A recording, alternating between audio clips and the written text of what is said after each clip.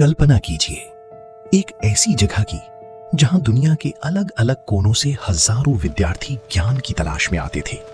एक ऐसी जगह जहां किताबें सिर्फ कागज के पन्ने नहीं थीं, बल्कि पूरी सभ्यताओं का ज्ञान अपने भीतर समेटे हुए थीं। ये कहानी है नालंदा की। आज जहां हमें इसके सिर्फ खंडहर दिखाई देते हैं, वहीं कभी यहां एक विशाल और जीवंत विश्वविद्यालय हुआ करता था। लगभग 1500 साल पहले भारत की धरती पर ज्ञान का एक ऐसा केंद्र विकसित हुआ जिसकी प्रसिद्धि दूर दूर तक फैल चुकी थी, नालंदा।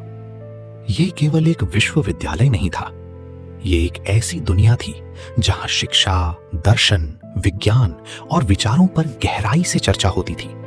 यहां भारत के अलावा चीन, कोरिया, तिब्बत और मध्य एशिया जैसे दूर दराज के क्षेत्रों से भी विद्यार्थी और विद्वान आते थे। उनका उद्देश्य एक ही था, ज्ञान प्राप्त करना। नालंदा का वातावरण किसी सामान्य शिक्षण संस्थान जैसा नहीं था। यहाँ विशाल मठ और अध्ययन कक्ष थे, विद्यार्थियों के रहने के लिए परिसर थे और सबसे महत्वपूर्ण, एक विशाल पुस्तकालय।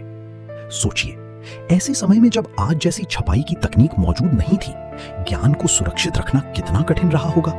फिर भी नालंदा में हजारों पांडुलिपियां और ग्रंथ सुरक्षित रखे जाते थे। इन पुस्तकों में दर्शन से लेकर व्याकरण, चिकित्सा से लेकर गणित, खगोल विज्ञान से लेकर बौद्ध दर्शन तक अनेक विषयों का ज्ञान मौजूद था। विद्यार्थी घंटों अध्ययन करते थे। गुरु और शिष्य के बीच केवल किताबों का आदान प्रदान नहीं होता था, बल्कि विचारों का आदान प्रदान होता था। किसी प्रश्न का उत्तर सिर्फ इसलिए स्वीकार नहीं किया जाता था कि वो किसी गुरु ने कहा है। उस पर चर्चा होती थी, तर्क होता था और फिर निष्कर्ष तक पहुंचा जाता था।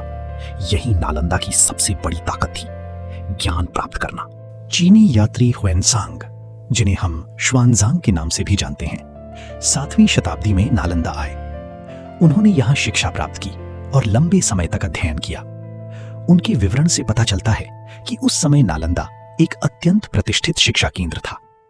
कल्पना कीजिए उस दृश्य की, एक विशाल परिसर, चारों तरफ विद्वान, अध्ययन करते विद्यार्थी, मठों में चलती चर्चाएं और पुस्तकालयों में सुरक्षित हजारों पांडुलिपियां। लेकिन इतिहास हमेशा एक जैसा नहीं रहता। समय बदला, राजवंश बदले और धीरे धीरे नालंदा भी कठिन दौर में प्रवेश करने लगा। फिर आया वो समय जिसने नालंदा के इतिहास को हमेशा के लिए बदल दिया। 12वीं और 13वीं शताब्दी के आसपास उत्तर भारत में राजनीतिक परिस्थितियां तेजी से बदल रही थीं। इसी दौर में नालंदा पर हमलों का उल्लेख मिलता है। सबसे प्रसिद्ध और विनाशकारी घटना को अक्सर बख्तियार खिलजी से जोड़ा जाता है। नालंदा के विनाश को लेकर इतिहासकारों के बीच कई विवरण और मतभेद हैं, लेकिन यह व्यापक रूप से स्वीकार किया जाता है कि इस क्षेत्र के बौद्ध शिक्षा केंद्रों को इस दौर में गंभीर नुकसान पहुंचा। और फिर वो ज्ञान की नगरी, जिसने सदियों तक विद्यार्थियों का स्वागत किया था, आग की लपटों में घिर गई। कल्पना कीजिए, वही पुस्तकें जिन्हें विद्वानों ने वर्षों की मेहनत से लिखा था, वही पांडुलिपियां जिनमें पीढ़ियों का ज्ञान सुरक्षित था, अब आग के बीच थी।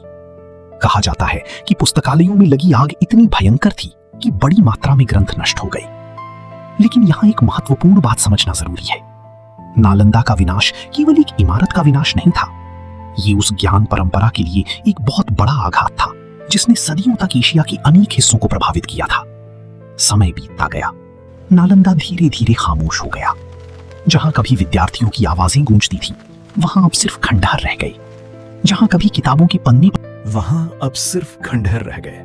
जहां कभी किताबों के पन्ने पलटे जाते थे, वहां अब इतिहास के पन्ने खोजे जाने लगे।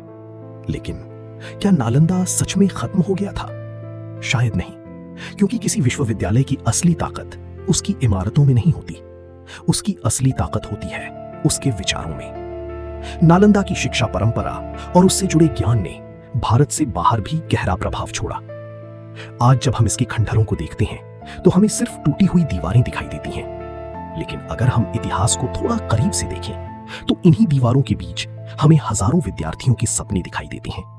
हमें उन विद्वानों की आवाजें सुनाई देती हैं जो ज्ञान पर बहस करते थे। हमें उन पुस्तकों की कल्पना होती है जिनमें सदियों का ज्ञान सुरक्षित था।